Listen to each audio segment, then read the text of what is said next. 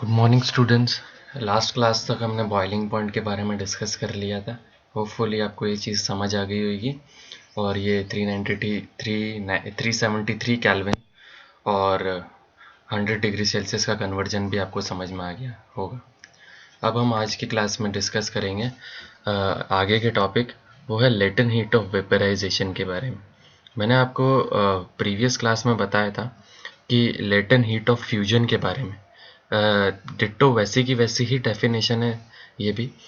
इसमें कुछ भी चेंज नहीं होगा। वेपराइजेशन है यानी कि वेपर का कन्वर्जन होगा। अब वेपर्स का कन्वर्जन कब होता है? ये कन्वर्जन होता है जब लिक्विड का गैस में कन्वर्ट होना। कब? लेकिन 1 kg आपको लिक्विड लेना है और उसका गैस में कन्वर्ट होना एट एटमॉस्फेरिक प्रेशर, और वो जो हीट एनर्जी आप कैलकुलेट करेंगे वही लेटेंट हीट ऑफ वेपराइजेशन कहलाएगी। सॉरी, फ्यूजन वेपराइजेशन के लिए यहाँ करेक्ट कर लीजिएगा, मैंने यहाँ लेटेंट हीट ऑफ फ्यूजन लिखा हुआ है, यहाँ पर लेटेंट हीट ऑफ वेपराइजेशन आएगा। ओके। और इसके बाद मैं आपको बताना चाहूँगा कि लिक्विड का जो लिक्विड और सॉलिड, लिक्विड और गैस का हमने कंपैरिजन पढ़ा था। अब इसमें भी अगर आप ध्यान से देखेंगे तो हम क्या करते हैं, सॉलिड को हीट प्रोवाइड करते हैं तो वो किस में कन्वर्ट होती है? लिक्विड में। तो यानी लिक्विड के जो मॉलिक्यूल्स हैं वो सॉलिड के मॉलिक्यूल से ज़्यादा एनर्जी गेन करते हैं।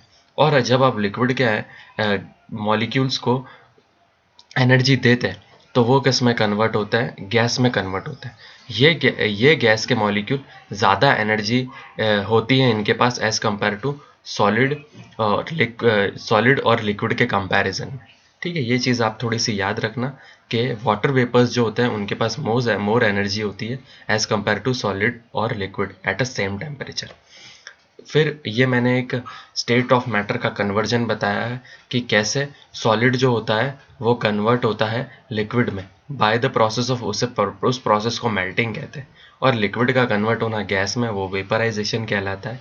और फिर इस गैस का लिक्विड में कन्वर्ट होना ये कंडेंसेशन कहलाता है। और लिक्विड का सॉलिड में कन्वर्ट होना फ्रीजिंग कहलाता है। ईजी है, लर्न हो जाएगा। मेल्ट होना, फिर वेपर में कन्वर्ट होना, यहाँ पर मेल्टिंग है। लिक्विड का सॉलिड में कन्वर्ट होना क्या कहलाता है? फ्रीजिंग। हम फ्रीज में रखते हैं किसी भी चीज़ को, फ्रीजिंग होती है। फिर उसके बाद लिक्विड का गैस में कन्वर्ट होना वो वेपराइजेशन कहलाता है, वेपराइजेशन प्रोसेस कहलाती है। फिर उसके बाद गैस का कन्वर्ट होना लिक्विड के अंदर ये कंडेंसिएशन कहलाता है। और थ्रू आउट द प्रोसेस अगर आपसे कोई पूछे कि लिक्विड का गैस में कन्वर्ट होना without the conversion of solid liquid, तो ये कहलाता है सब्लिमेशन। ये मैं अभी आपको आगे बताऊंगा। ये एक और ओवरव्यू डायग्राम है जो डायग्रामेटिक रिप्रेजेंटेशन से थोड़ा सा आपको अच्छे से समझ आ जाएगा। फिर बात करते हैं, मैं आपको कह रहा था सब्लिमेशन की। सब्लिमेशन एक ऐसा स्टेट होता है जिसमें सॉलिड का गैस में कन्वर्ट होना विदाउट कमिंग इनटू लिक्विड। उसके अंदर लिक्विड में नहीं प्रोसेस आती, डायरेक्टली सॉलिड जो कन्वर्ट होता है गैस में कन्वर्ट होता है, ये प्रोसेस कहलाता है सब्लिमेशन। अब सब्लिमेशन का कोई एग्जाम्पल, सब्लिमेशन का एग्जाम्पल में मैं आपको एक एक्टिविटी बताऊंगा। एक्टिविटी में क्या करना होता है, यहाँ पर एक बर्नर होता है लैब के अंदर। बर्नर के अंदर हमें एक चाइना डिश लेकर उसमें या तो अमोनियम क्लोराइड गर्म करो या फिर आप कैम्फर गर्म करो। अमोनियम क्लोराइड जो होता है ऐसा येलोइश कलर का कंपाउंड होता है AlCl3, ये इसका फार्मूला होता है। और ये दूसरी तरफ जो वाइटिश आपको दिख रहा है, ये आपने देख रखे होंगे, इन्हें कैम्फर कहते हैं। आप देखोगे कि अगर हम इन्हें अलमारी में रखते हैं तो ये सॉलिड सब्सटेंस जो होता है अपने आप खत्म हो जाता है विदाउट द और गैस में कन्वर्ट हो जाता है without coming into the liquid. तो हम जब इसे गर्म करेंगे तो गर्म करने के बाद हम नोटिस करेंगे और यहाँ पर आपको उल्टी फर्नल लगानी है। इस फर्नल के आगे आपको यहाँ पर कॉटन लगाना है। जब आप इसे गर्म करेंगे तो यहाँ आप नोटिस करोगे कि डिपोजिशन हो जाएगी अमोनियम क्लोराइड की, सॉलिडिफाइड। देखिए यहाँ से गर्म हो रहा है, गर्म होने के बाद उसे बाहर जाने के लिए जगह नहीं मिल रही, तो यहाँ जो होती है फर्नल की साइड वॉल्स पर ये जो हो जाएगी, जमा हो जाएगी अमोनियम क्लोराइड। अब इस प्रोसेस को सब्लिमेशन होने के बाद जो प्रोसेस आप इधर देख रहे हैं कि डिपॉजिट होना, सॉलिडिफाइड वापस सॉलिड में कन्वर्ट होना, इससे डिपोजिशन कहलाते हैं। The direct change of gas to solid without changing into liquid is called as deposition. Okay. तो ये आपको होपफुली समझ में आ गया होगा। अब हम आगे बढ़ते हैं। ये एक्टिविटी मैं आपको बता चुका हूँ। आगे हम प्रीवियस हमने पढ़ा था अफेक्ट ऑफ टेम्परेचर, आज हम पढ़ेंगे अफेक्ट ऑफ प्रेशर के बारे में, कि कैसे जो होता है वो प्रेशर अफेक्ट करता है हमारे तीनों स्टेट्स ऑफ मैटर को। अब ये तीनों स्टेट्स ऑफ मैटर कौन सा है? सॉलिड। सॉलिड के ऊपर जब आप प्रेशर अप्लाई करेंगे तो क्या होगा कि उस पर कोई इफेक्ट नहीं पड़ेगा। क्यों नहीं पड़ेगा? क्योंकि उनके बीच में इंटरमॉलिक्यूलर स्पेस जो होता है बिल्कुल कम होता है और फोर्स ऑफ अट्रैक्शन जो होता है बहुत ज़्यादा होता है। जब आप उन्हें दबाओगे तो उन्हें कंप्रेस करना बहुत मुश्किल होता है, इसलिए उस पर कोई इफेक्ट नहीं होगा। फिर बात करते हैं लिक्विड के बारे में, कि लिक्विड के मॉलिक्यूल्स थोड़ा दूर दूर होने के कारण जब आप उन पर प्रेशर अप्लाई करेंगे तो थोड़ा सा वो प्रेस होंगे, उन पर प्रेशर अप्लाई होगा, लेकिन कम इफेक्ट होगा जितना सॉलिड पे नहीं हो रहा था। लिक्विड पे बिल्कुल भी थोड़ा सा अफेक्ट होगा। जबकि गैस के मॉलिक्यूल्स दूर दूर होने के कारण जब आप इन्हें कंप्रेस करेंगे, प्रेशर अप्लाई करेंगे, तो ये क्या होंगे, इजीली दब जाएंगे और अपने नेचुरल स्टेट, मतलब अब मैं आपको एक चीज़ समझाना चाहता हूँ। हमने पढ़ा था कि सॉलिड के मॉलिक्यूल बहुत पास पास होते हैं, लिक्विड के थोड़े से दूर दूर होते हैं और गैस के बहुत ज़्यादा दूर होते हैं। जब आप प्रेशर अप्लाई करोगे तो क्या होगा कि ये जो लिक्विड के गैस के मॉलिक्यूल्स है थोड़ा पास आ जाएंगे, और पास आ जाएंगे तो ये कौन से स्टेट ऑफ मैटर की प्रॉपर्टी है? ये लिक्विड की प्रॉपर्टी है, और वो क्या हो जाएंगे, लिक्विफाइड हो जाएंगे। गैस क्या हो जाएगी, लिक्विफाइड हो जाएंगी। इसलिए मैंने यहाँ सेकंड पॉइंट में लिखा है बाय अप्लाइंग गैस, जो गैस हो जाएगी वो लिक्विफाई हो जाएगी। और इसका सबसे बढ़िया एग्जांपल है CO2 यानी कार्बन डाइऑक्साइड। ये कार्बन डाइऑक्साइड पर जब आप हाई प्रेशर अप्लाई करेंगे तो ये जो गैस जो होगी ये लिक्विफाइड हो जाएगी। ये लिक्विफाइड हो जाएगी 1 एटमॉस्फेरिक प्रेशर पे इनटू द लिक्विड स्टेट में, और इसको हम ड्राई आइस कहते हैं। ये आपको याद रखना, या विदाउट की स्पेलिंग गलत है, ये भी करेक्ट कर लीजिएगा। और इसे हम ड्राई आइस कहते हैं, ये आपको याद रखना। ड्राई आइस कैसे दिखती है ये मैं आपको बताता हूँ। इस तरह की जो कार्बन डाइऑक्साइड होती है, इस कार्बन डाइऑक्साइड के ऊपर जब आप प्रेशर अप्लाई करेंगे तो वो एसिड आइस की फॉर्म में कन्वर्ट हो जाएगी 1 एटमॉस्फेरिक प्रेशर पे। ये मैंने एक और एग्जांपल देके समझाया आपको। गैस के मॉलिक्यूल्स पे जब हम प्रेशर अप्लाई करेंगे तो वो क्या हो जाएंगे, बहुत पास पास आ जाएंगे, जिसके लिक्विफिकेशन कहते हैं इस प्रोसेस को। अब हम आगे बढ़ते हैं। अब अगला जो है टॉपिक इंटरेस्टिंग टॉपिक है और बहुत अच्छा टॉपिक है, यह है एवापोरेशन। अभी हमने वेपराइजेशन पढ़ा। वेपराइजेशन अलग प्रोसेस है और एवापोरेशन अलग प्रोसेस है। देखिए पहले मैं आपको एवापोरेशन की डेफिनेशन बता देता हूँ। एवापोरेशन क्या होता है, आप देखोगे कि लिक्विड की सरफेस के ऊपर जो मॉलिक्यूल्स होते हैं वो बहुत ज़्यादा एक्साइटेड स्टेट में होते हैं, वो जल्दी बाहर निकलने की कोशिश करेंगे क्योंकि वो सरफेस के ऊपर है।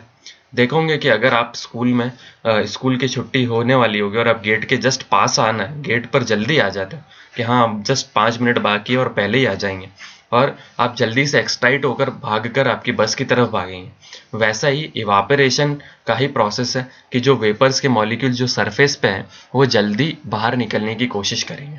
तो क्या होगा, इस प्रोसेस को इवापोरेशन कहते हैं। जब मिनिमम टेम्परेचर, जरा सा भी थोड़ा सा भी टेम्परेचर उन्हें मिल जाएगा तो वो वेपर की फॉर्म में कन्वर्ट हो जाएंगे, और इस पूरी प्रोसेस को इवापोरेशन कहते हैं। ये इधर मैंने डेफिनेशन लिखी है। The phenomena of change of a liquid into vapours at any temperature below its boiling point is called as evaporation.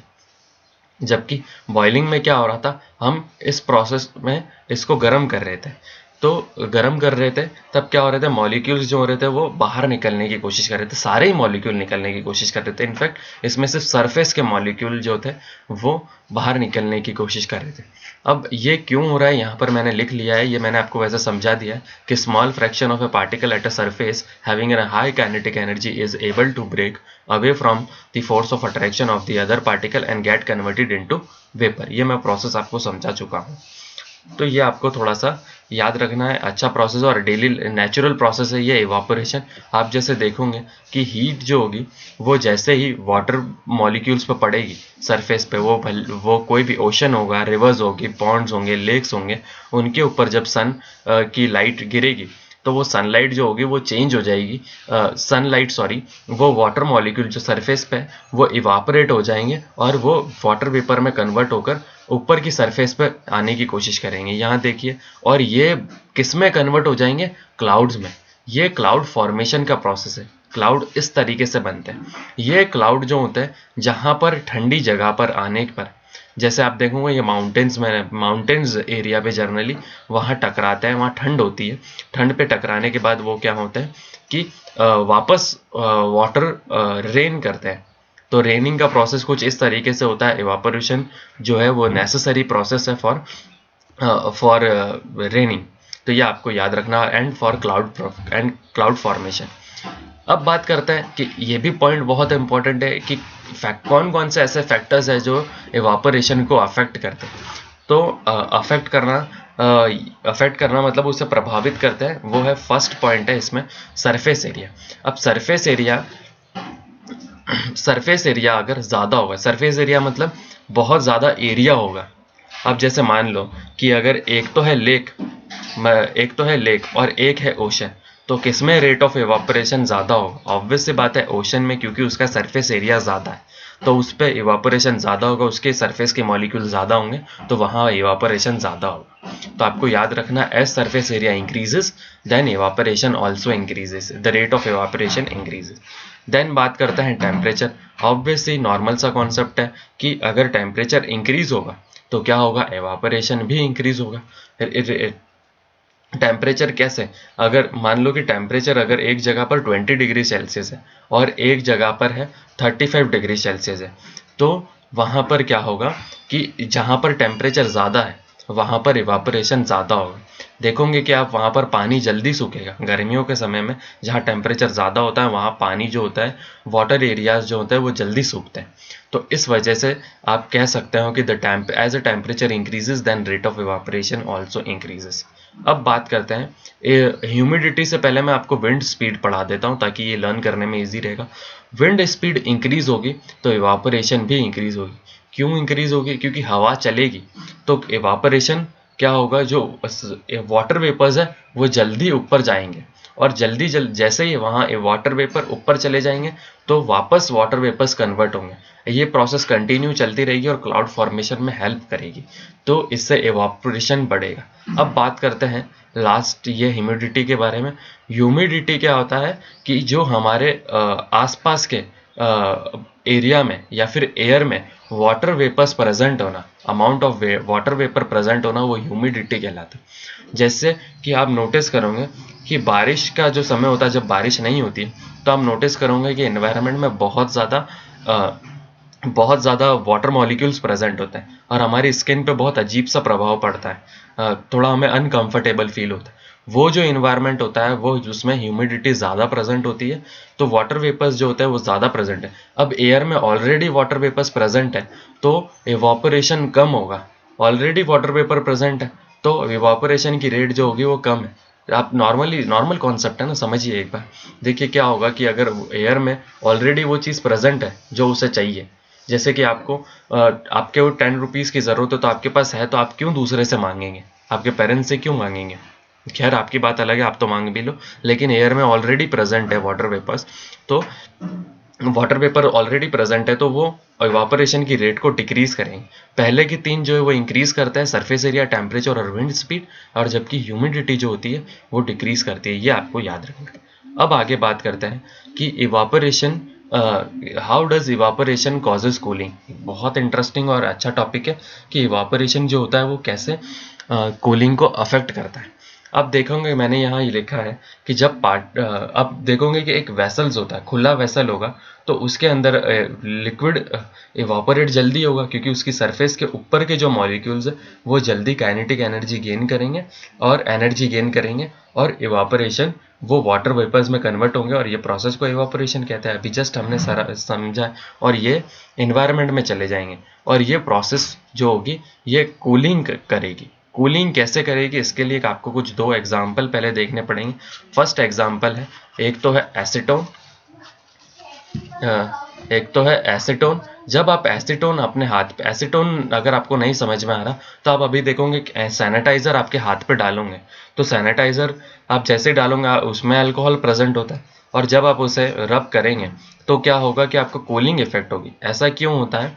क्योंकि सरफेस के ऊपर जो मॉलिक्यूल प्रेजेंट है, लेट से कि हमारे पाम के ऊपर कुछ मॉलिक्यूल्स प्रेजेंट है, हम आप जानते होंगे कि हमारे बॉडी से भी स्वेट निकलता है, तो ये स्वेट थोड़ा सा पाम पे प्रेजेंट है, और जब आप उस पर अल्कोहल डालेंगे तो क्या होगा, वो अल्कोहल जो होगा उन वाटर मॉलिक्यूल्स को लेकर इन्वायरमेंट में चला जाएगा।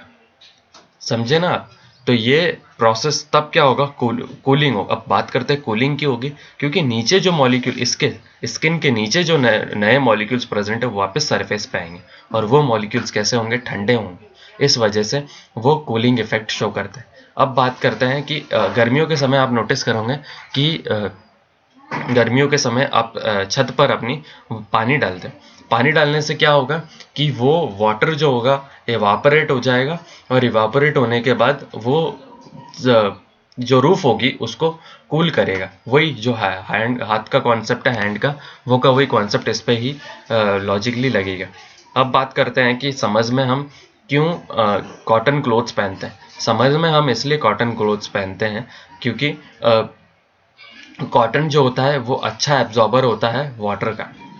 तो जब भी हमारे बॉडी से पसीना निकलेगा, तो क्या स्वेट निकलेगा, तो क्या होगा कि वो कॉटन जो होगा उसे ये अच्छे से एब्जॉर्ब कर लेगा, और अच्छे से एब्जॉर्ब कर लेगा तो नए मॉलिक्यूल्स वापस हमारी बॉडी के अंदर आएंगे, और वो हमें कूलिंग इफेक्ट शो करेंगे।